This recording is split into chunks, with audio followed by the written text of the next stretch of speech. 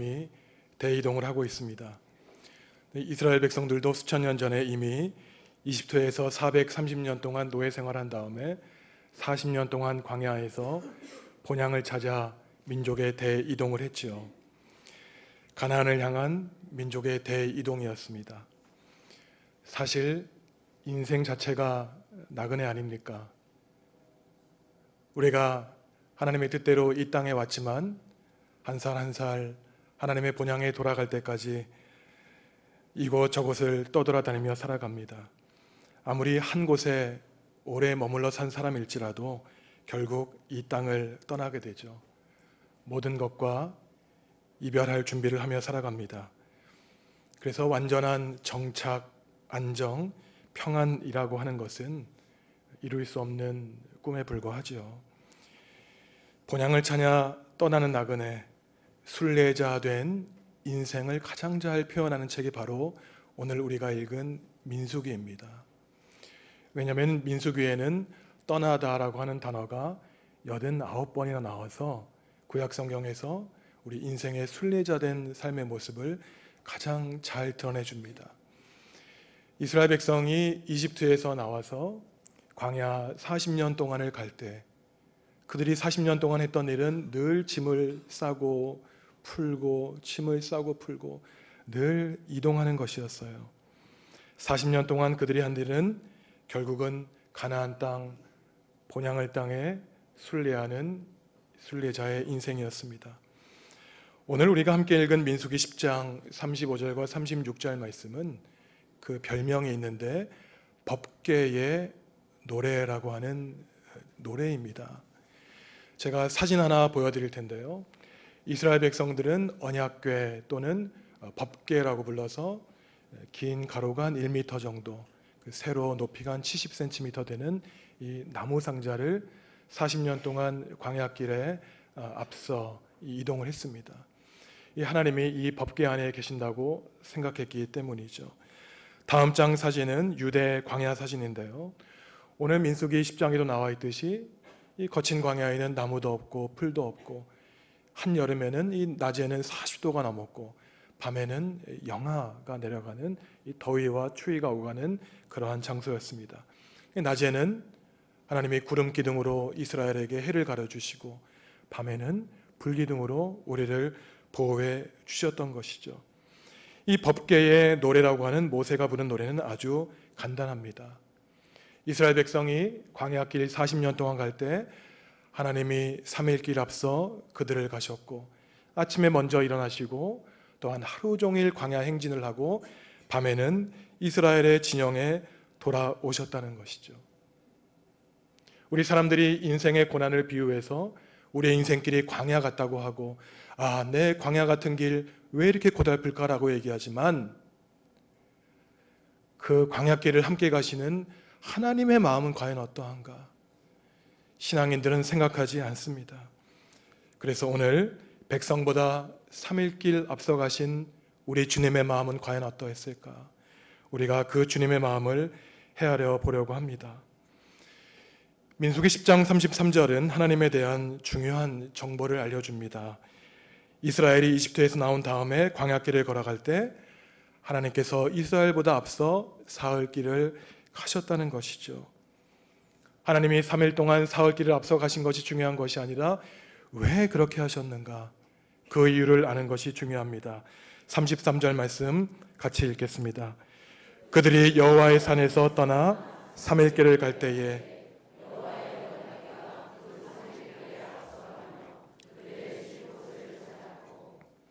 하나님은 거친 인생길, 평안함이 없는 우리 인생길에 우리의 쉴 곳을 찾아주시기 위해 3일길을 먼저 가신 겁니다. 우리가 걱정하고 불안해하고 염려가 가득할 때 하나님은 구경하고 계시지 않습니다. 이 땅에서 우리보다 3일길을 앞서 가셔서 우리가 쉴 곳, 우리가 가야 할 그 길을 먼저 가고 계신 것입니다. 3일길을 홀로 가신 하나님의 마음은 과연 어떠하셨을까요? 외롭고 서글프고 쓰라리고 아린 마음이었을 것입니다. 하나님이 홀로 그 3일길을 앞서 가시면서 과거 이스라엘 백성이 하나님께 한 그 반역의 행위들이 떠올랐을 것이기 때문이에요. 이스라엘이 언제나 나만을 사랑한 것은 아니었는데, 나를 기다리지 못하고 금송아지를 만들었는데, 물 달라고 고기 달라고 왜 우리를 애굽 땅에서 이끌어내서 죽이는가 나를 원망했는데, 참 하나님은 나를 버린 이스라엘 백성의 그 안타까운 모습을 기억하셨을 것입니다. 그런데 왜 하나님은 이러한 백성을 위해, 패역한 백성을 위해 3일길 앞서가시며 먼지를 뒤집어 쓰셨을까요? 왜 하나님은 백성을 버리지 아니하시고 그들 앞서 고난을 자처하셨겠습니까? 그것은 하나님이 이스라엘 백성과 하신 약속 때문이에요. 레위기 26장 12절을 보시면 나는 너희 중에 행하여 너희의 하나님이 되고 너희는 내 백성이 될 것이니라. 하나님은 우주 만물을 지으신 분입니다. 그냥 우리에게 명령하시고 말 안 들으면 야단치시면 돼요. 그런데 그 약속 하나 때문에 내가 너희를 버리지 않을 거야. 나는 너희에게 하나님이 될 거야. 너는 나에게 백성이 되기만 하면 돼. 그 약속 하나 때문에 하나님은 이 우주 만물을 지으신 그 놀라우신 하나님이 자기의 자유를 버리시고 그 약속에 얽매이신 겁니다. 내가 낳았기 때문에, 내 자식이 내 말 안 들어도 내가 낳은 책임 아닙니까? 그저 하나님은 우리를 만들어 주셨기 때문에 그 약속을 얽어매신 하나님이 언약을 벗어버리지 않으셨죠. 종교개혁자 루터는 이런 말을 합니다. 하나님이 하나님과 싸우셨다는 거예요. 내 말 안 들은 백성들을 야단치셔야 되는 하나님과, 아니야 그래도 그들을 구원해 줘야 되라고 하는 하나님의 마음속에 이 두 마음이 싸우셨다는 겁니다. 일본인 신학자 기타모리 가조는 이런 말을 합니다. 하나님은 어떻게 해도 감싸 안을 수 없는 것을 감싸 안으시기 위해 그 자신이 부서져 상처 입고 아프셨다고요. 용서할 수 없는 백성을 용서해야 되는 하나님의 마음, 3일 길을 가시며 먼지 구덩이를 뒤집어 쓰셨던 것입니다. 이러한 하나님의 모습은 예수님의 모습에도 나타나죠. 제가 한 25년 전 처음으로 이제 교육전사 사역을 서울 어느 교회에서 초등부 사역을 했습니다. 그때 3, 4학년 친구들이 한 140, 50명 되는 그런 큰 교육부서였는데요. 근데 이제 교육부서가 크니까 오전에도 한번 예배를 드리고 오후에도 이렇게 한번 예배를 드렸었어요. 근데 어느 주에 제가 고린도후서 2장에 나오는 그리스도의 향기라는 제목으로 설교를 했습니다. 얘들아, 예수님의 향기가 어떤 향기일까? 여러분, 예수님의 몸에서 어떤 향기가 날까요? 근데 어느 여자 어린이가 손을 들더니 전도사님, 예수님의 몸에서는 향수 냄새가 나요 그러는 겁니다. 그러니 많은 선생님들이 흡족해 하시는 것 같았어요. 그런데 그 다음에 어느 남자 어린이가 손을 들었습니다. 근데 그 어린이가 손을 드니까 선생님들하고 아이들이 막 긴장을 하는 거예요. 왜냐하면 이 친구가 엄청난 개구장이었거든요. 막 예배 시간에 장의자를 뛰어넘고 이런 친구였는데, 제가 그 설교하기 전에 몇 주 전에 그 아브라함의 아들이 누구냐라고 하는 질문에 최불암이라고 질문했던 친구였기 때문입니다. 근데 그 친구가 예수님의 향기에 대해서 뭐라고 대답을 했냐면은 땀 냄새요, 칠인내요 그러는 거예요. 그러니까 선생님들이 부끄러워가지고 이렇게 입을 막으면서 막 그냥 부끄러워지는 겁니다. 그래서 제가 왜 예수님의 냄새가 땀 냄새가 난다고 생각하니 그랬더니 그 아이가 이런 대답을 하는 거였어요. 예수님이 병들고 가난하고 지친 백성들을 찾아다니기 위해 맨발로 3년 동안 다녔다는 겁니다. 여러분, 초등학교 3학년, 4학년 어린이가 아마 지금은 30대 중반 후반쯤 됐을 텐데요. 제가 아직도 그 어린이의 모습과 장난꾸러기 아이가 대답한 그 기억이 납니다.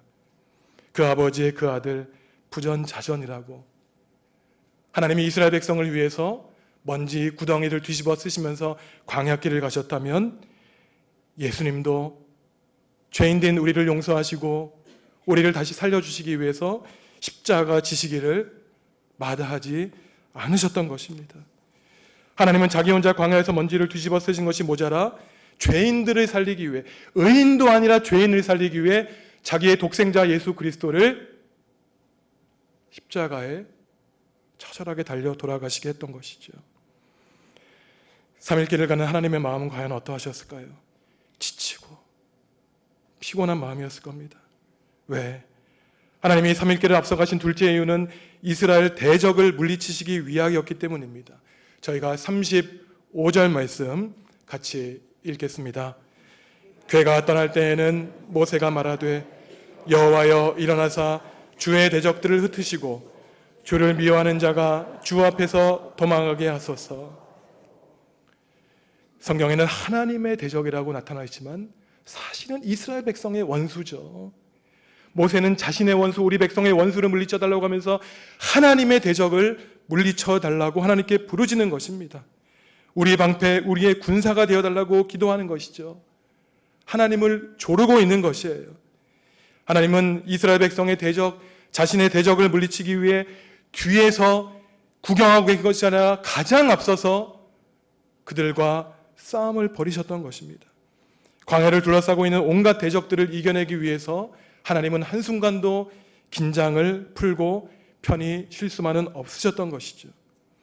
이처럼 하나님이 삼일계를 가시는 데서 우리는 피곤하고 지치신 하나님의 모습을 발견할 수 있습니다. 전지전능하신 하나님이 피곤하시다니요. 어떤 분은 이렇게 말씀하실지 몰라요. 이스라엘을 지키시는 이는 졸지도 아니하시고 주무시지도 아니하리로다. 하지만 시편 121편 이 4절 말씀은 이스라엘 백성들이 평화로운 시절 1년에 3번 예루살렘에 순례하며 불렀던 순례의 기도였습니다. 오늘 우리가 읽은 민수기는 그렇지 않습니다. 전쟁의 때였어요. 모세가 기도한 내용을 보면 전쟁터에서 피곤해하시는 하나님의 모습을 찾아볼 수 있습니다. 오늘 10장 35절에서 다시 읽었지만 여호와여 일어나십시오. 일어나세요 하나님. 모세는 기도하고 있는 것이죠. 모세는 감히 하나님을 깨우고 있는 것입니다. 하나님 보고 일어나라고 말하고 있죠. 일어나서서 야훼라고 하는 히브리 말은 쿰마 아도나이라고 합니다. 여러분 아마 예수님도 이 말씀하신 것을 아실 거예요. 예수님이 회당장 야이로의 죽은 딸의 그 소녀의 차가워진 손목을 붙잡으시면서 뭐라 그러십니까? 소녀야 일어나라 달리다 쿰 그러시죠. 일어나 있는 사람에게 일어나라고 합니까? 일어나라고 하는 명령은 앉아있는 사람, 누워있는 사람, 심지어 예수님이 죽은 소녀에게 말씀하셨듯이 죽어있는 사람에게 하는 말입니다. 그런 말을 감히 모세는 하나님께 하고 있는 거예요. 일어나십시오 하나님. 어떻게 모세가 감히 그럴 수 있었을까요? 모세는 하나님을 너무 가까이 느꼈던 사람이었기 때문이에요. 힘들 때는 힘들다고, 기쁠 때는 기쁘다고, 좋다고 어린아이처럼 하나님께 가서 조잘조잘대는 하나님의 일꾼이었습니다. 내가 속상한데 아무렇지도 않은 것처럼 나를 숨기는 이러한 것은 스토아 철학자들이나 하는 것이었죠. 기쁠 때 기쁘다고, 슬플 때 슬프다고 하는 것이 바로 참된 신앙인의 모습입니다. 하나님 앞에서 가식적인 모습을 다 벗어버려요. 하나님께만 유일한 해답이 있기 때문입니다. 그래서 결국은 그 고난 가운데 하나님께 기도하면서 일어나십시오 하나님 기도하며 마음속에 평안을 누리죠. 저도요 며칠 동안 하나님이 저를 인생의 파도 속에 휘몰아 가셨습니다. 제가 30대에는 한 10년 동안 프랑스에서 유학 생활을 했고 40대에는 10년 동안 학교에 잘 지내고 있었는데 며칠 전부터 저희의 큰 문제가 닥치면서 여러 인간적인 고민을 했어요. 그러다가 제가 예전에 좋아했던 그 복음성가 노래가 기억났는데 그 복음성가를 주님께 부르면서 내가 하는 그 인간적인 고백들, 내가 말로는 목사라고 하면서 목사답지도 않고 신앙인답지도 않은 모습에서 결단을 내렸습니다. 주님, 제가 주님께 제 몸을 던집니다. 주님이 책임져 주십시오.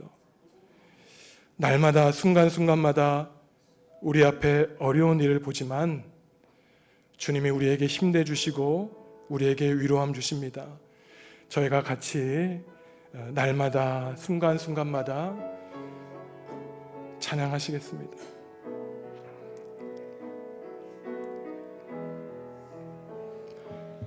날마다 숨쉬는 순간마다 내 앞에 어려운 일 보내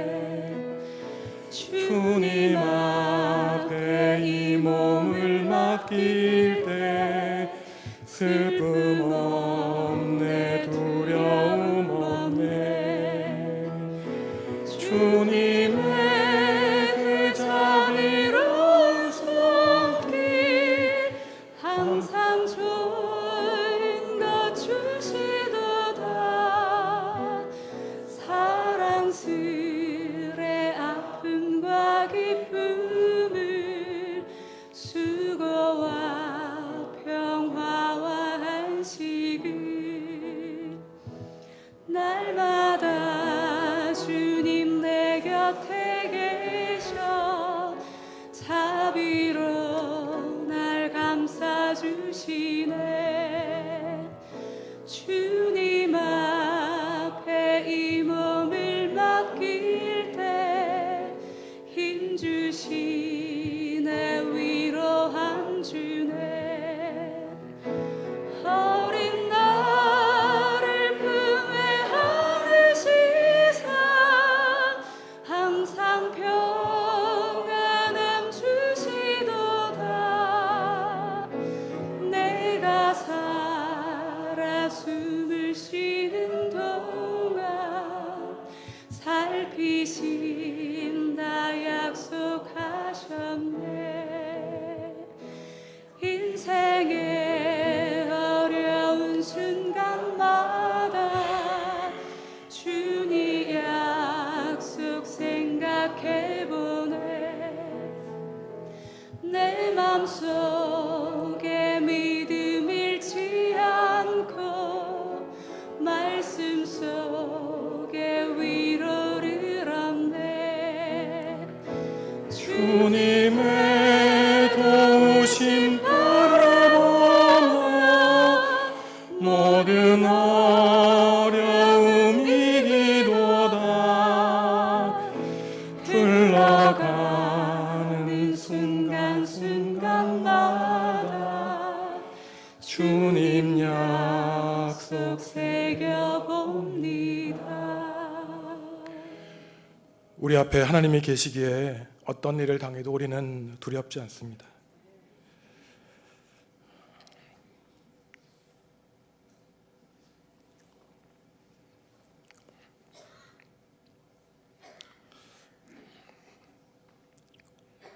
하나님과 동행하기에 순간순간마다 세밀한 감정도 하나님께 아뢰며 주님의 뜻을 구하죠. 어차피 우리는 죽음 앞에 살기 때문입니다. 죽음과 고난에서 구원을 받아야죠. 구원이라고 하는 것은 우리 힘으로 할 수 없을 때, 아무도 우리 일을 해결해 주지 못할 때 하나님이 개입하실 때 하시는 일이 구원입니다. 내가 할 수 있다고, 내가 능력 있다고 하는 사람에게는 하나님이 필요가 없죠. 하나님, 나는 아무것도 할 수 없습니다. 하나님을 조르는 사람에게 하나님의 역사가 일어납니다. 사랑하는 성도 여러분, 참 죄송하지만 저는 할 수 있는 일이 없습니다. 여러분이 책임지십시오. 하나님께 도우심을 간구해 주시기 바랍니다. 3일길을 가시는 하나님의 마음, 이처럼 하나님은 먼지 속에서 피곤해 하셨는지 모르죠. 그래서 모세가 다음에 이렇게 외칩니다. 36절 같이 읽으시죠. 궤가실 때에는 말하되 여호와여 이스라엘 종족들에게로 돌아오소서 하였더라. 밤이 되어 광야에 장막을 칠 때 모세는 다시 얘기하는 겁니다. 하나님, 오늘 참 피곤하셨죠? 이제 들어오셔서 우리와 함께 쉬시지요. 얼마나 당돌합니까? 하나님 보고 앞에 아침에 일어나라니요, 밤에 돌아와 쉬시라니요. 모세가 그렇도록 당돌한 기도를 드릴 수 있었던 것은 하나님의 그 마음을 헤아릴 줄 아는 사람이었기 때문이에요. 내가 힘들 때 하나님이 더 힘들어 하셨구나. 내가 하나님을 믿지 못할 때 하나님이 정말 안타까워하셨구나. 왜 나에게 모든 것을 맡기지 않을까? 하나님이 저한테 말씀하셨지만 우리 모든 성도 여러분들에게 하시는 말씀입니다. 하나님이 먼저 가신 그 고난의 길을 모세도 함께 걸어갔죠. 그래서 출애굽기 33장 11절은 모세에게 최고의 찬사를 합니다. 사람이 자기의 친구와 이야기함 같이 여호와께서는 모세와 대면하여 말씀하셨다. 하나님은 모세를 친구로 여겨주셨다는 겁니다. 3일길을 앞서 가신 하나님, 또 법궤의 노래로 화답한 모세, 얼마나 아름답습니까? 광야 40년 동안 일했으면 얼마나 좋았을까요? 본문이 여기서 끝나면 더할 나위 없었을 것입니다. 그런데 안타깝게도 이 아름다운 노래, 하나님 일어나십시오, 하나님 돌아오십시오, 모세가 하나님께 친구로 칭찬받았지만 그 다음 구절 민수기 11장 1절을 보면은 너무 마음이 아파요. 같이 한번 읽겠습니다. 여호와께서 들으시고 진노하사 여호와의 불을 그들 중에 진영 끝을 사르게 하심에. 어떤 일이 벌어진 겁니까? 하나님은 사흘길을 먼저 가시고 백성을 도와주셨고 모세는 아름다운 법궤의 노래를 화답했지만 또다시 인생은 다람쥐 쳇바퀴 돌듯 죄를 사랑하고 하나님을 떠나고 하나님을 욕하고 원망하는 불충한 악한 모습을, 인간의 천성을 보여줬다는 겁니다. 하지만 하나님은 다시 눈 감아주시고 다시 용서해 주시고 기다려 주시고 품해 주시고 그 죄인들을 가나안 땅으로 인도해 주셨죠.